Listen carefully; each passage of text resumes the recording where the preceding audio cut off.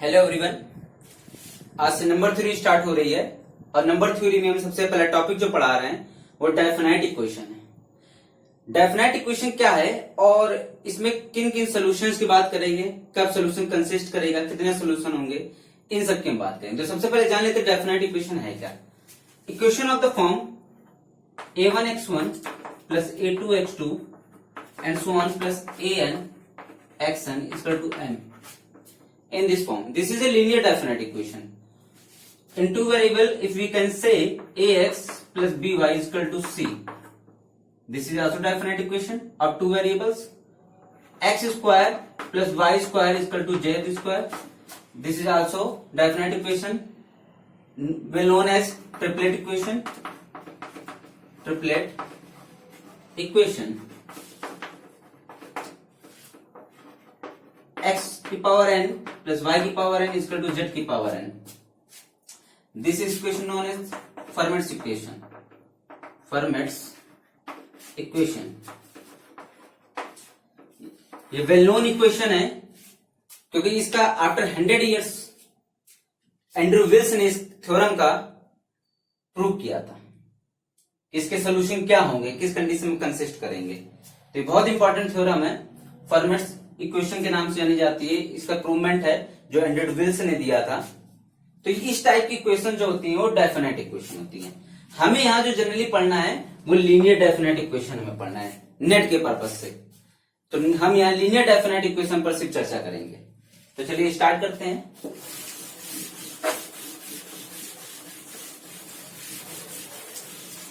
Start करते हैं।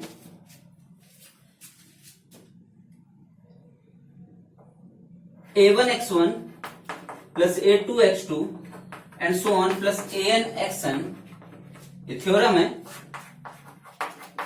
है इक्वल टू m। अगर हम जनरली इस इक्वेशन के सोल्यूशन की बात करें तो आप लोग अच्छे जानते हैं इस टाइप की इक्वेशन की इनफिनाइट सोल्यूशन होंगे।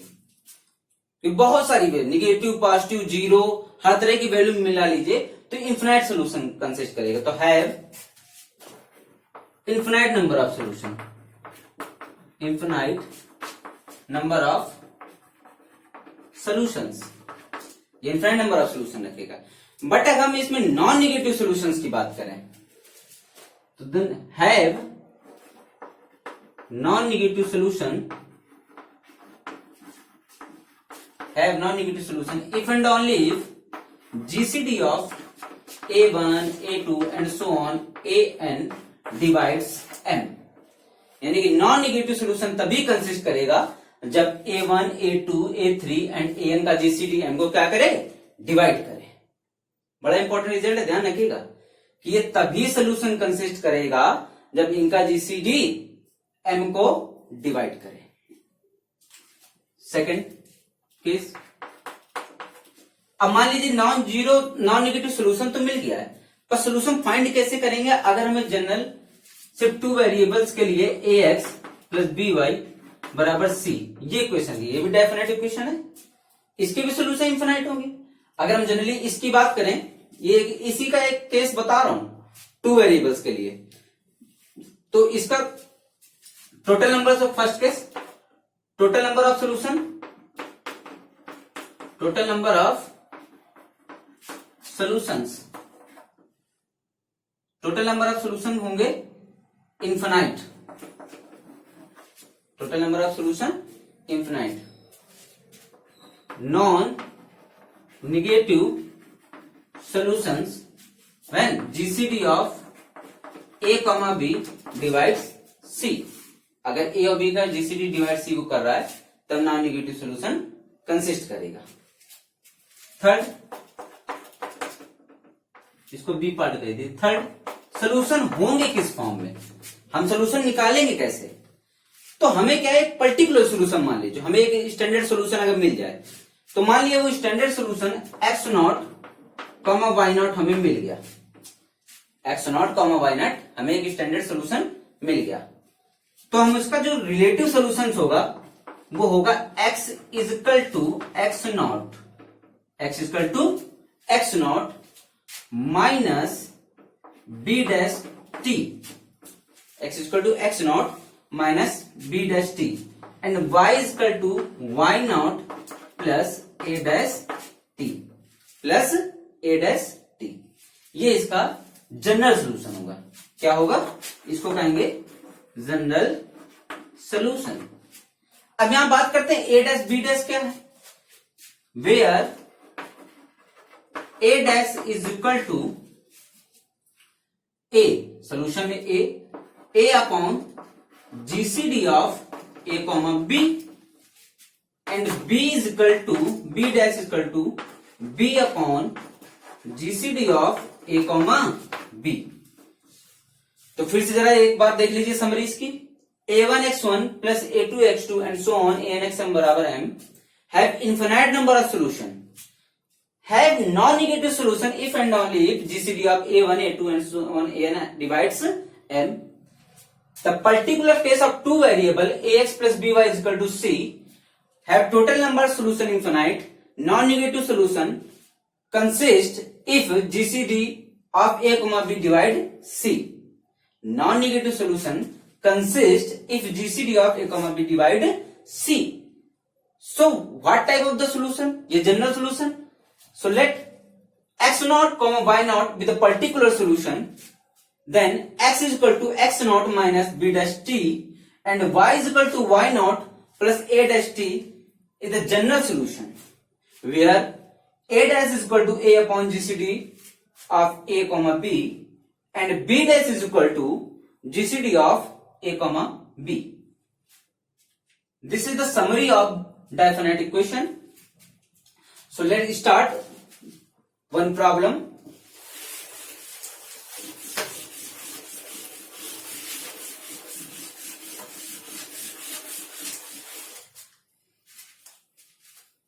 Three x plus 9y is equal to 12। देखिए ये हमने क्वेश्चन दी 3x plus 9y is equal to 12। अब अगर हम इसके सोल्यूशन की बात करें तो देखिए इसके इंफिनाइट सोल्यूशन मिलेंगे, बहुत सारे सोल्यूशन मिलेंगे, बट हमें अगर नॉन निगेटिव सॉल्यूशंस की बात करनी हो, किसकी सॉल्यूशन की बात करनी हो? Non negative. क्या कंसिस्ट करता है नॉन निगेटिव सॉल्यूशन? तो बिल्कुल देखते हैं। हम जानते हैं GCD of 3, 9 divides 12। GCD of 3, 9 आएगा 3 डिवाइड्स 12, यानी कि consist, this implies consist non negative solution. Non negative solution consist करता है। किस टाइप से होगा सोल्यूशन? तो चलिए फाइंड कर लेते हैं। तो हम जानते हैं सोल्यूशन के लिए होगा पर्टिकुलर, हमें solution x not comma y not एक फाइंड करना पड़ेगा। तो x नॉट y नॉट यहां पे आप इजीली देख सकते हैं। अगर x equal to 1 y equal to 1 रख दें तो इस इक्वेशन को सेटिस्फाइड कर रहा है। तो 1 comma 1 is the particular solution. एक हमें मिल गया particular solution. So x is equal to x naught plus x is equal to x naught minus b dash t and y is equal to y naught minus plus a dash t plus a dash t। यहां पे आपको पता है b dash क्या है?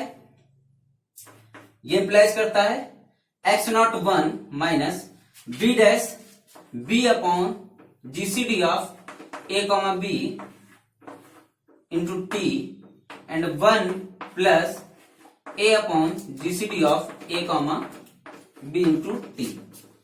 अब देखिए b upon GCD of a comma b, b कितना है? 9 है, और 3 और 9 का जीसीडी कितना आएगा? 3, तो 9 डिवाइड 3 यानी कि आ जाएगा 1 माइनस 3t, और ये कितना आ जाएगा? ये डिवाइड करेंगे, a भी 3 है, 3 अपॉन 3 तो 1 प्लस t, ये आ गया। यानी कि हमारे पास जो जनरल सोल्यूशन आया x इक्वल टू आ गया 1 minus 3t and y equal to 1 plus t। अब देखिए t की वैल्यू रखते जाइए, t इक्वल टू 0 रखेंगे तो 1 का 1 सोल्यूशन मिल गया। t बराबर 2 रख दीजिए, फिर 1 रख दीजिए, उसके अकॉर्डिंग आपको सोल्यूशंस मिलते जाएंगे, उसके अकॉर्डिंग आपको सोल्यूशन मिलते जाएंगे। और खास बात यह है कि जितने भी सोल्यूशन मिलेंगे आपको सारे पॉजिटिव सोल्यूशंस मिलेंगे। मतलब कोई भी निगेटिव सोल्यूशन कंसिस्ट नहीं करेगा।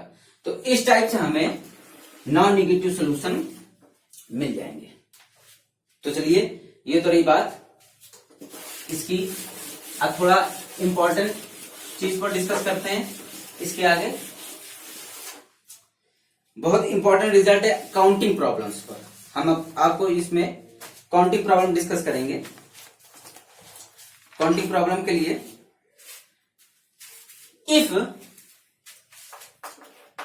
a1x1 plus a2x2 and so on plus an xn is equal to m, this is a linear difinite equation। अगर आपके पास लीनियर डायफिनाइट इक्वेशन है, लीनियर डायफिनाइट इक्वेशन है, तो जनरली तो ये कितने सोल्यूशन रखेगा, ये हमें पता है इनफिनिट सोल्यूशन कंसिस्ट करेगा। लेकिन अगर हम इसमें आपको पूछे कि कितने इंटीजरल सोल्यूशन है जो कि पॉजिटिव है, इस टाइप से, तो देखिए सबसे पहले number of non negative integral solution. तो number of non negative integral solution कितने होंगे, मतलब इंटीजरल सोल्यूशन सारे सोल्यूशन इंटीजरों और नॉन निगेटिव हो, निगेटिव नहीं होना चाहिए। अब एक चीज ध्यान रखिएगा, नॉन निगेटिव में जीरो भी इंक्लूड होता है। तो non negative, number of non negative integral solution is equal to n plus m minus 1 combination n minus 1, m plus m minus 1 combination में। इसको हम ये भी कह सकते हैं n plus m minus 1 c n minus 1, ये भी पढ़ा जाता है, ध्यान रखिएगा, कंफ्यूज ना होइएगा। सेकंड केस, नंबर ऑफ, ये नॉन निगेटिव इंटीजरल सॉल्यूशंस की बात है, number of positive integral solution, number of positive integral solution. अब देखिए यहां पे केस है अलग है, नॉन निगेटिव में जीरो वाला भी सॉल्यूशन कंसिस्ट था, मतलब यानी कि अगर मान लीजिए हमारी इक्वेशन दी है तो उसमें कोई भी एक x1 x2 xn में कोई एक जीरो हो सकता था इसमें नॉन निगेटिव में, बट यहाँ पे पॉजिटिव इंटीजर सोल्यूशन, तो यहाँ पे सारे सोल्यूशन ग्रेटर देन जीरो ही होंगे, यानी कि x1 की वैल्यू, x2 की वैल्यू, x3 xn जितने भी हैं ये सारे ग्रेटर देन जीरो होंगे। यहाँ पे greater than equal to zero वाला केस था, बट यहाँ पे स्ट्रिक्टली ग्रेटर देन जीरो का केस है। So number of positive integer solution is equal to m minus 1 c n minus 1, m minus 1 c n minus 1। Third case, number of integral solution, number of integral solution of the number of integral solution of a1 x1 plus a2 x2 and so on plus an xn is equal to m such that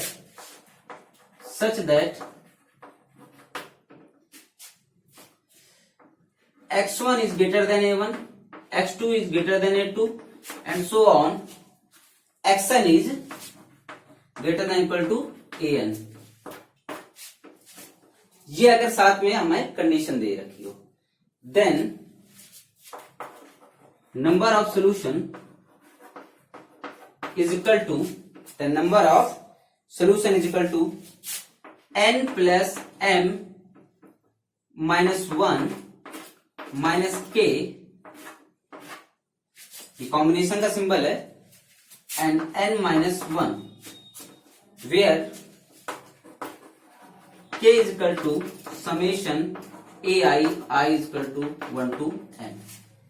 ये formula फिर से देख लीजिए, हमें डायफिनाइट equation दी है a1 x1 plus a2 x2 and so on plus an xn is equal to m की form में, देन नॉन होमोजीनियस है, number of non negative integer solution, non negative integer solution plus समझ लीजिए क्या है, हमारे पास x1 x2 x3 and so on xn की जो वैल्यू होगी वो greater than equal to zero, यानी कि जीरो इंक्लूडेड होगा उसमें। तो ऐसी वैल्यू के लिए हमें पता चलना चाहिए कितने सोल्यूशन कंसिस्ट करता है, कितने सोल्यूशन कंसिस्ट करता है। अब एक चीज ध्यान रखिएगा, ये जितना भी पर्टिकुलर केस है, ये जितने भी पर्टिकुलर केस के लिए हम बात कर रहे हैं, इस टाइप की क्वेश्चन के लिए बात कर रहे हैं, तो इन सब में A1, A2 and so on An सब इक्वल 1 कर लीजिए, क्योंकि सारी सारी इक्वेशन क्या होनी चाहिए, मोनिक होनी चाहिए। तो ये हमारी मोनिक के लिए केस होते हैं। तो मोनिक इक्वेशन कर लीजिए इसको, ये हमने मोनिक कर लिया, यानी कि x1 plus x2 plus nxn, same इधर भी मोनिक कर लीजिए और इसको ये केस रहने दीजिए, A1 A2 ये अलग है इससे। तो यानी कि सारे सारे केस किसके लिए थे, मोनिक इक्वेशन के लिए थे। तो for the monic equation, for monic linear definite equation, number of non negative integer solution क्या हो जाएंगे, n plus m minus 1 combination n minus 1, number of positive integer solution m minus 1 cn minus 1, number of integer solution of monic equation x1 plus x2 and so on plus xn is equal to m such that x1 is greater than a1, x2 is greater than a2 and so on an। ये क्या formula है, combination m plus m minus 1 minus k c n minus 1। चलिए पहले बात करते हैं, ये तो आपको हमने सारे फॉर्मूले दे दिए, बात करते हैं इसको अप्लाई करके देखते हैं।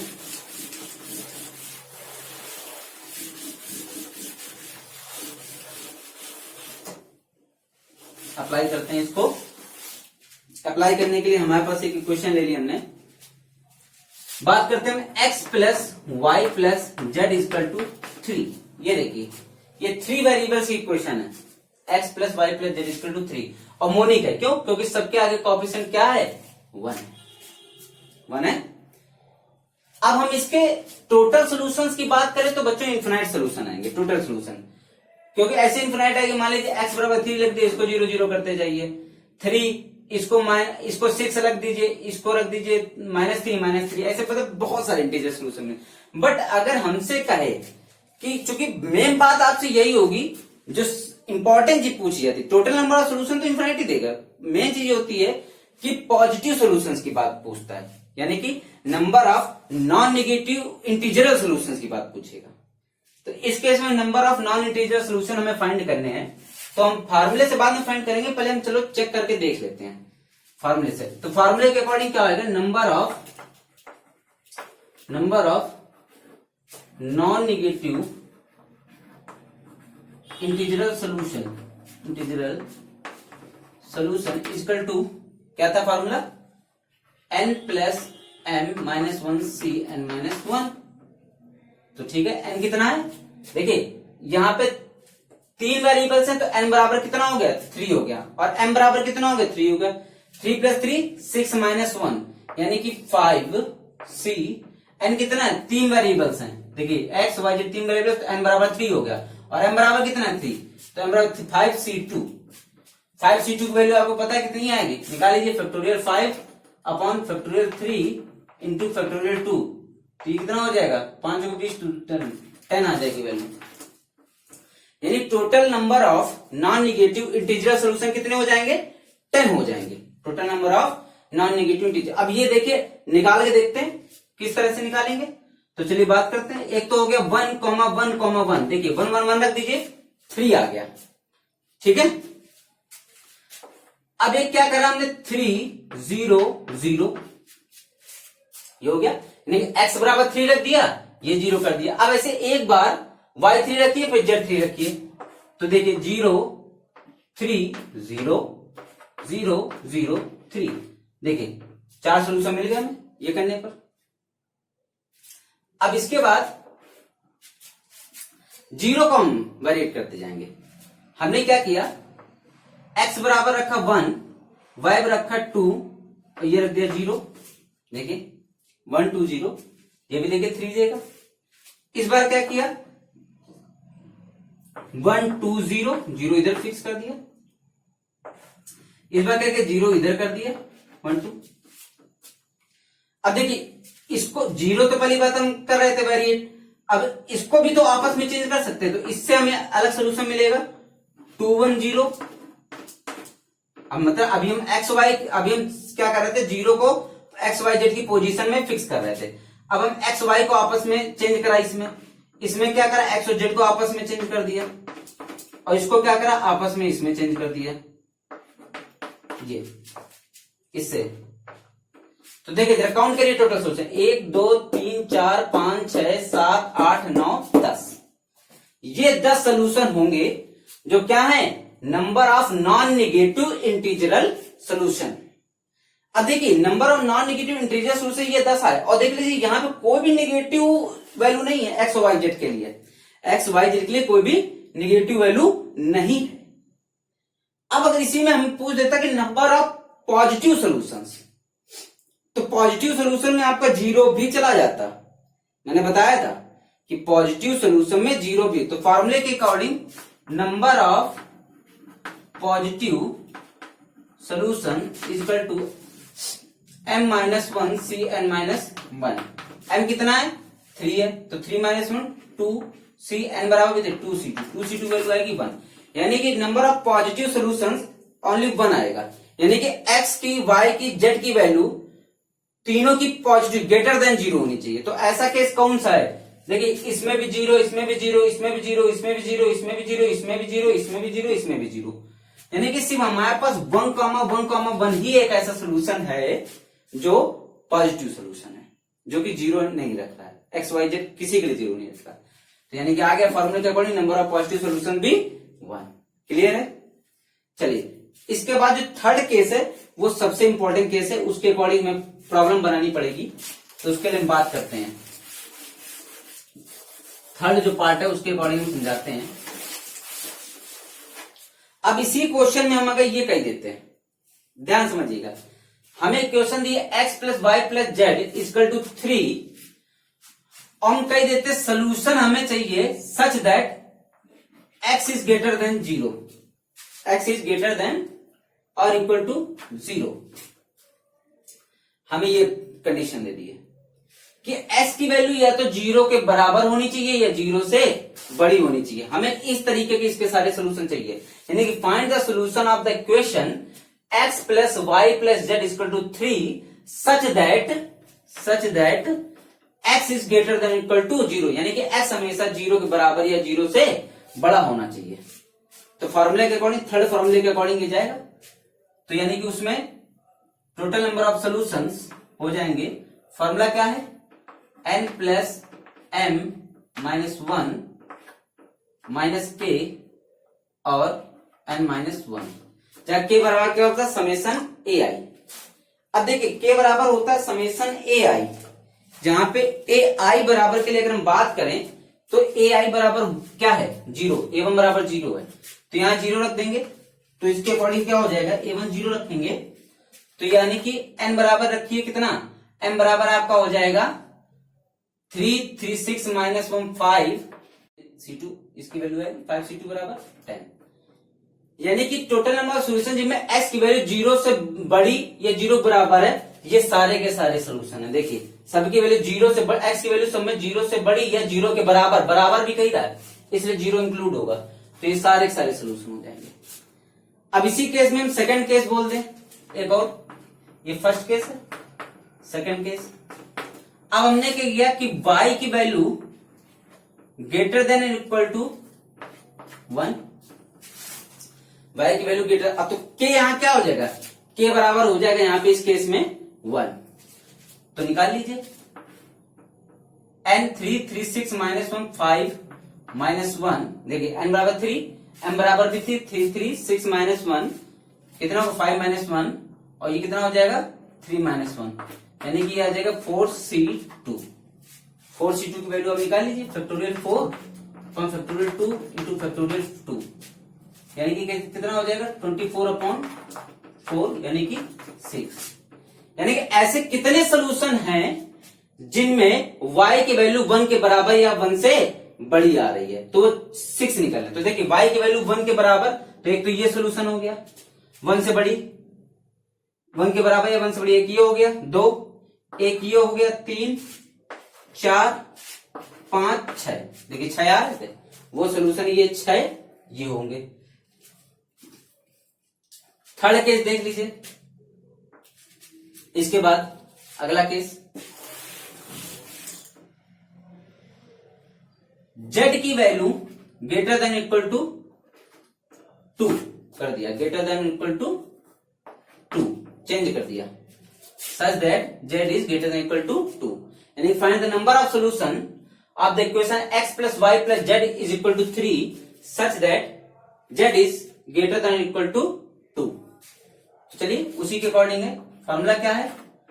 n plus m minus 1 minus k n minus 1 combination में है, जहां k बराबर क्या हो जाएगा? k बराबर हो जाएगा 2.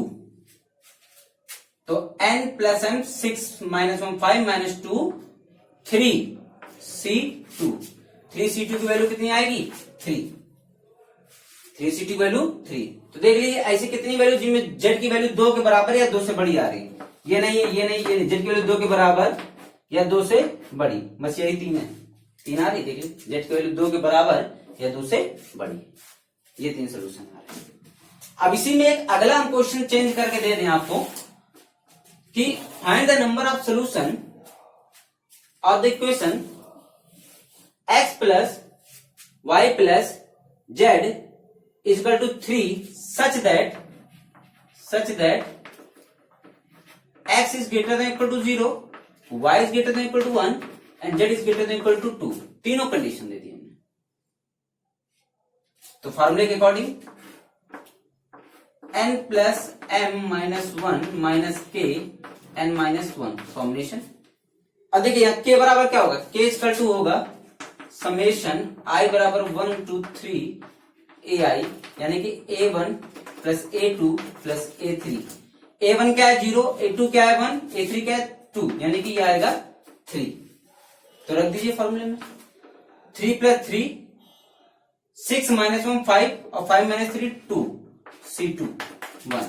यानी कि ऐसा सिर्फ एक सोल्यूशन है जिनमें x की वैल्यू 0 से बड़ी, y की वैल्यू 1 के बराबर या 1 से बड़ी और z की वैल्यू 2 के बराबर या 2 से बड़ी. कौन सा वो सोल्यूशन है? देख लीजिए. वो सोल्यूशन है सिर्फ ये 0 1 2. देखिए x की वैल्यू 0 के बराबर, y की वैल्यू 1 के बराबर या 1 से बड़ी और z की वैल्यू 2 के बराबर या 2 से बड़ी. तो ये सारे क्वेश्चन हम इस तरह से कर सकते हैं. चलिए उम्मीद करते हैं समझ में आ गया होगा आप लोगों को.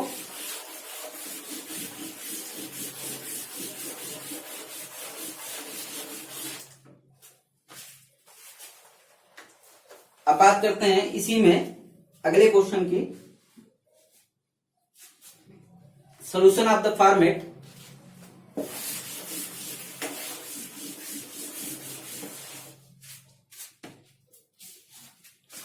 मोस्ट इंपॉर्टेंट चीज है कि अगर हम आपसे पूछें how many solutions of the equation mod x plus mod y is equal to n.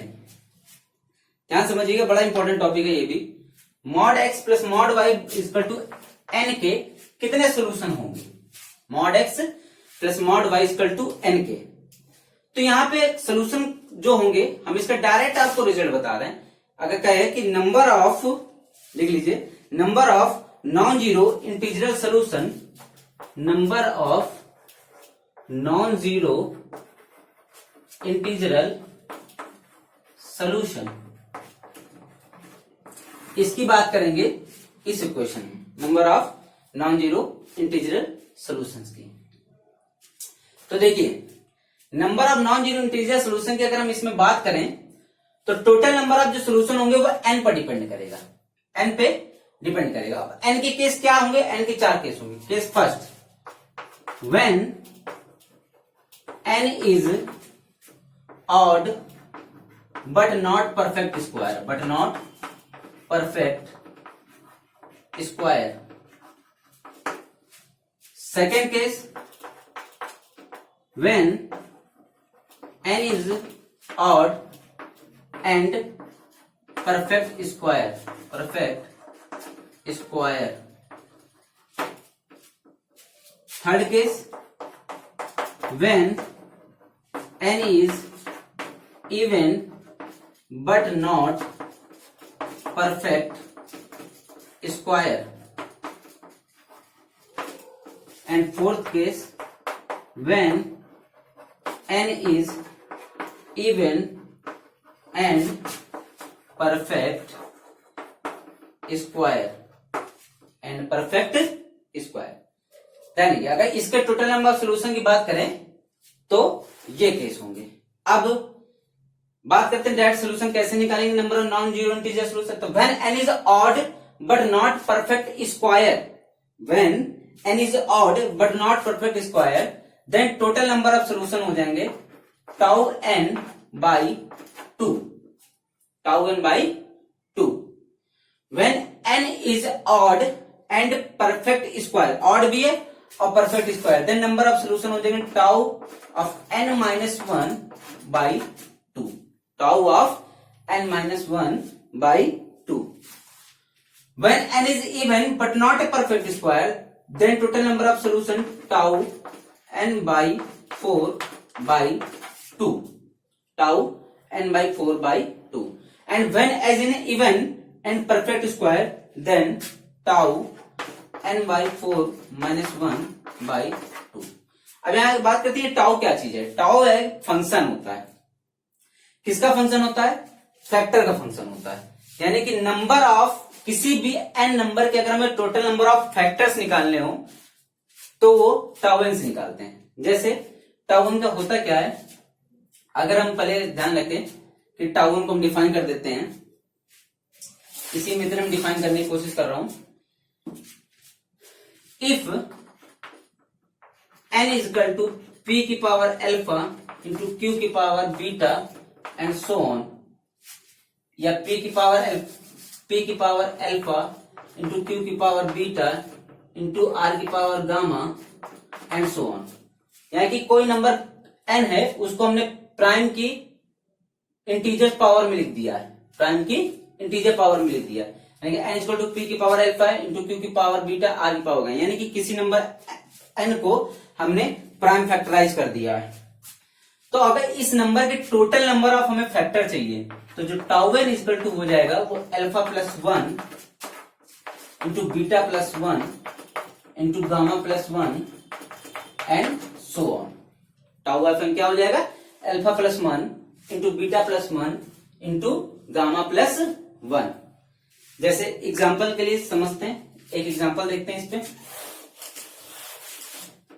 मान लीजिए 10 है तो 10 के टोटल फैक्टर हम जानते हैं 1 2 5 10, ये निकले 1 2 5 10। तो 10 को हम क्या लिख सकते हैं? 10 को लिख सकते हैं 2 की पावर n इंटू 5 की पावर 1। तो अल्फा बराबर 1 है, बीटा बराबर 1, तो टाउ ऑफ 10 बराबर कितना आ जाएगा? 1 प्लस 1 इंटू 1 प्लस 1, यानी कि 2 टू द 4। देखिए 4 फैक्टर निकल रहे थे 1 2 5 10। तो ये यानी कि टोटल काउंटिंग ऑफ फैक्टर बताता है किसी नंबर के कि कितने फैक्टर होंगे। आई थिंक आप समझ गए होंगे ये। तो इसी के अकॉर्डिंग हम बात करते हैं इसके सोल्यूशंस की। यानी कि mod x plus mod y equal to n के number of non zero integral solution कितने होंगे? Number of non zero integral solution होंगे when n is odd but not perfect square then tau n by 2। When n is odd and perfect square then tau n minus 1 by 2। When n is even but not perfect square, then tau n by 4 by 2. And when n is even and perfect square, then tau n by 4 minus 1 by 2. चलिए इस पर एक problem हम discuss कर लेते हैं।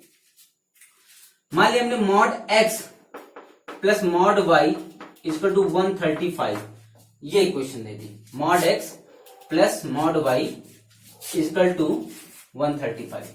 हमने कहा बताइए इसके नंबर ऑफ इंटीजरल सोल्यूशन कितने होंगे, नॉन जीरो इंटीजरल सोल्यूशन। तो हम ध्यान से देखते हैं कि ये 135 एक ऑड नंबर भी है, बिल्कुल है, और ये परफेक्ट स्क्वायर भी नहीं है, तो ये केस फर्स्ट में जाएगा, केस फर्स्ट में जाएगा।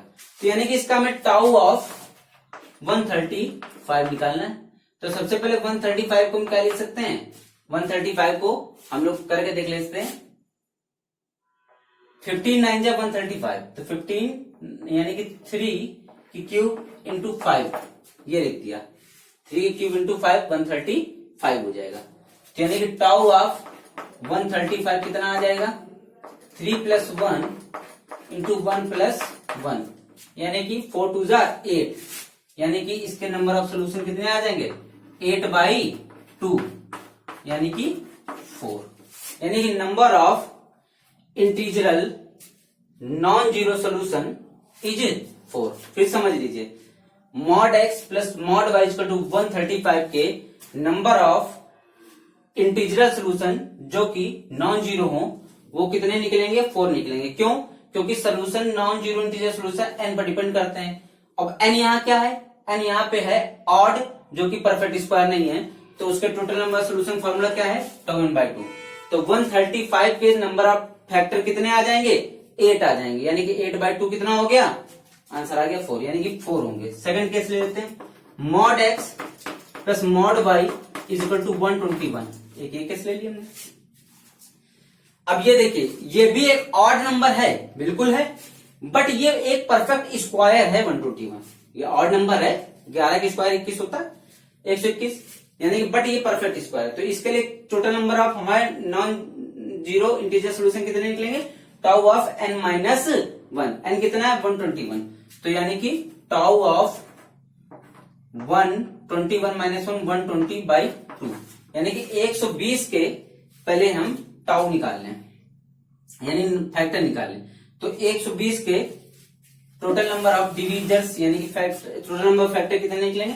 120 को हमने पहले ब्रेक कर लिया, 120 को हम लिख सकते हैं 4 इंटू 3 इंटू 10, देख लीजिए। तो ये हो जाएगा 2 की क्यूब इंटू 3 की पावर 1 इंटू 5 की पावर 1।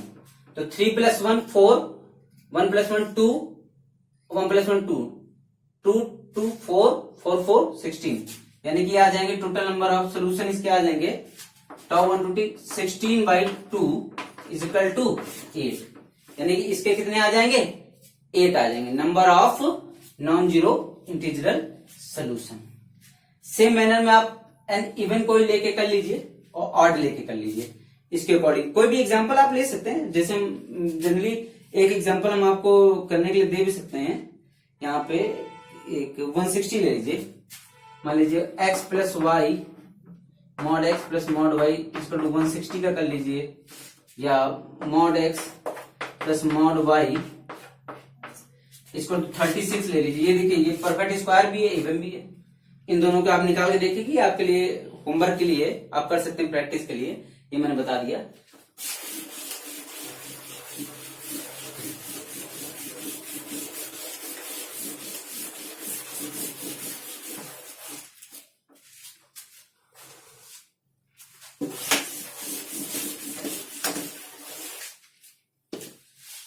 चलिए एक बड़ी इंपॉर्टेंट प्रॉब्लम डिस्कस करते हैं, इस पर अच्छी प्रॉब्लम है।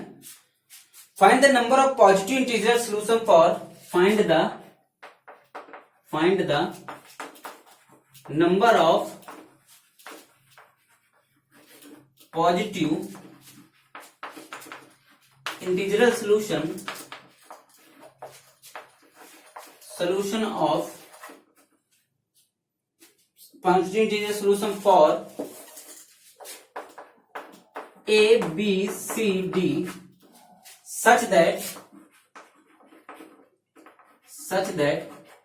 a plus b plus c plus d less than 15। अब देखिए, लेस देन इक्वल टू नहीं दिया, लेस देन 15 दिया, लेस देन 15। क्वेश्चन है हमें ऐसे एबीसीडी के पॉजिटिव इंटीजर सोल्यूशन फाइंड करने हैं, ऐसे एबीसीडी के पॉजिटिव इंटीजर सोल्यूशन फाइंड करने हैं जिनके लिए A plus B plus C plus D की वैल्यू 15 से क्या हो? कम होनी चाहिए, 15 से कम होनी चाहिए। तो 15 से कम का मतलब, 15 से कम के लिए हम चलिए वैल्यू ले लेते हैं A plus B plus C plus D का, यानी possibility A plus B plus C plus D की क्या होगी?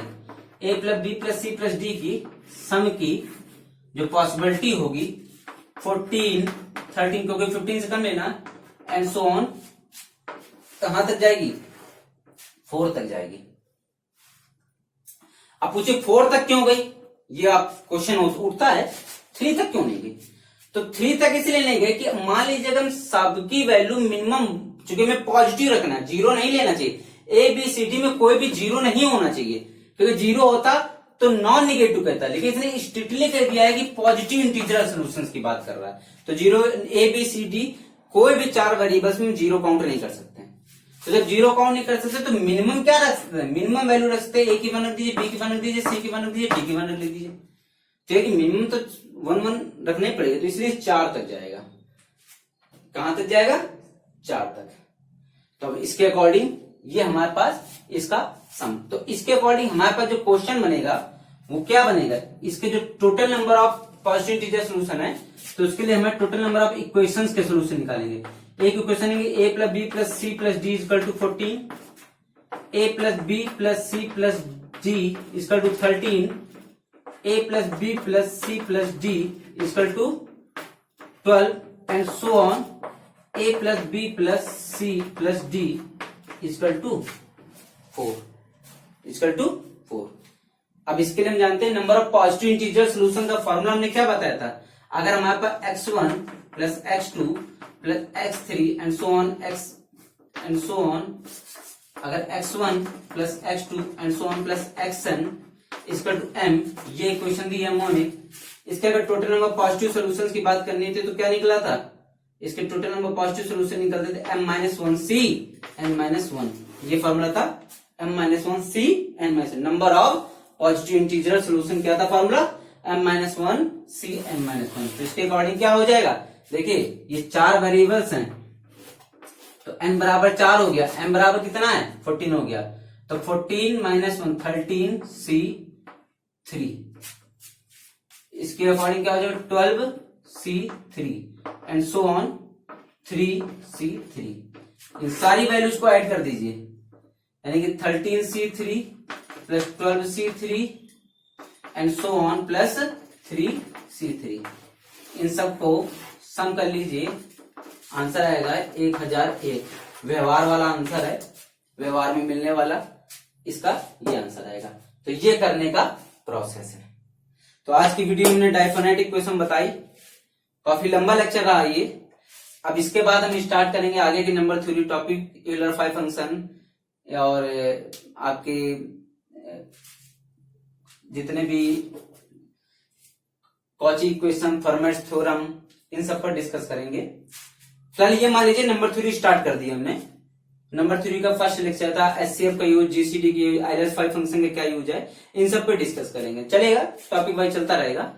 तो आज का ये लेक्चर था, इसको अच्छे से समझिएगा, रिमाइंड करके देखिएगा, कोई चीज ना समझ में आई वीडियो को अच्छे से समझिए। Thank you for watching this video.